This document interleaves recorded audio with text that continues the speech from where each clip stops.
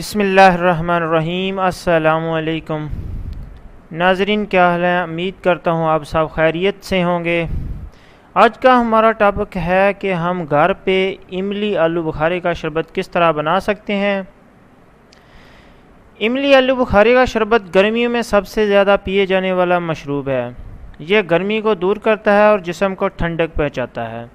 गर्मी की वजह से होने वाले सर दर्द में मुफीद है। इसके अलावा ये दिल, जिगर और मैदे के लिए भी बहुत मुफीद होता है।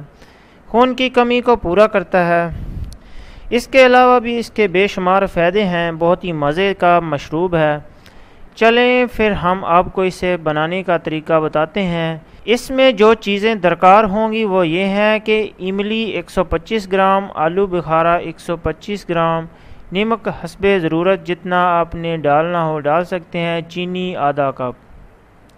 बनाने का तरीकाकार ये है कि इमली और आलू बुखारा को रात भर पानी में भिगो देना है।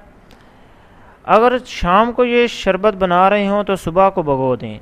फिर इनके बीज निकाल दें और इस गूदे में एक गिलास मज़ीद पानी ऐड कर लेना है और इसे 5 से 7 मिनट तक पकाना है। फिर इसमें नमक और चीनी मिलाकर ब्लेंड कर लें और इसमें ज़रूरत के मुताबिक पानी डाल लें और बर्फ़ डालकर ठंडा कर लें। मशरूब तैयार है, एंजॉय करें।